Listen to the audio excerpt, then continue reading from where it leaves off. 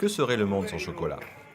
Aux États-Unis, plus de 19 milliards de dollars sont dépensés chaque année pour le chocolat et les ventes mondiales augmentent annuellement d'au moins 2% en poussant ainsi la demande de cacao. Mais la récolte de cacao peine à suivre. La plupart du cacao de la planète est produit par 6 millions de petits planteurs.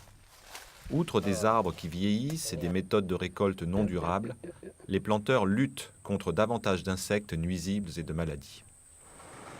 Mars, deuxième compagnie chocolatière du monde, prédit qu'en 2020, il y aura une pénurie d'1 million de tonnes de cacao.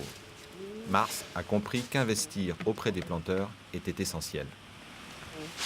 Nous devons agir pour augmenter la productivité du cacao. Nous devons aider les planteurs à tripler leur rendement. Des planteurs comme Ahmad Dariz. Il vit en Indonésie, troisième producteur mondial de cacao, et dans son village des Célèbes, presque tout le monde en cultive. Ahmad cultive le cacao depuis 20 ans, mais il a dû combattre les insectes nuisibles et les maladies. Il y a 2 ans, il a failli abandonner.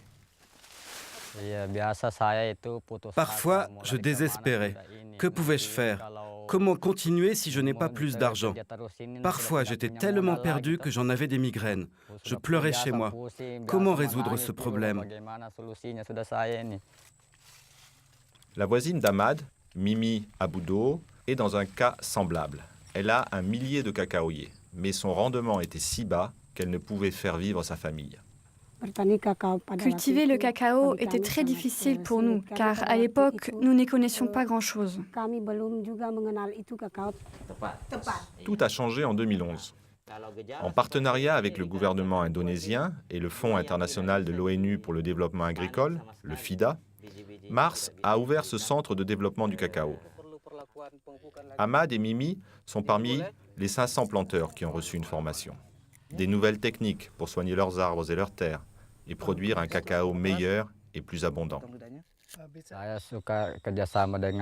J'aime travailler avec Mars car ils veulent échanger des idées sur les moyens d'améliorer la qualité du cacao et d'accroître les rendements.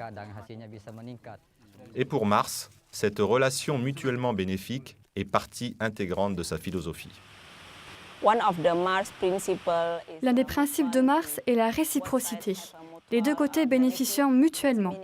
Nous devons offrir aux planteurs la capacité d'accroître leur productivité. Et en retour, cela est bénéfique pour l'industrie du cacao.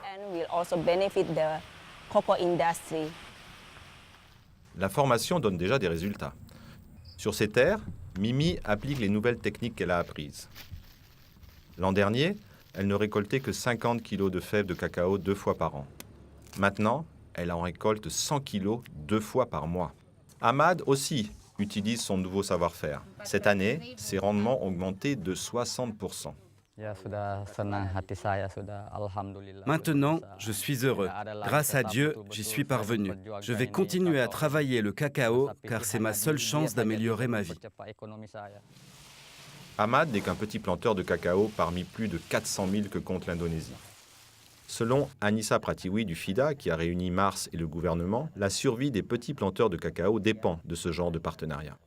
Le partenariat est important pour le gouvernement, pour la communauté, pour le secteur privé. Nous devons travailler étroitement ensemble, nous soutenir mutuellement afin de créer un développement économique durable pour l'avenir. Cette année, Mars prévoit d'ouvrir d'autres centres de développement de cacao dans d'autres régions. D'ici là, des planteurs comme Ahmad transmettent leur savoir-faire à ceux qui ont manqué la formation. Tandis que ces nouvelles techniques se répandent et que la production de cacao augmente, ces planteurs gagnent plus. Les compagnies chocolatières ont des livraisons continues de bons cacao et les fous de chocolat dans le monde peuvent se régaler.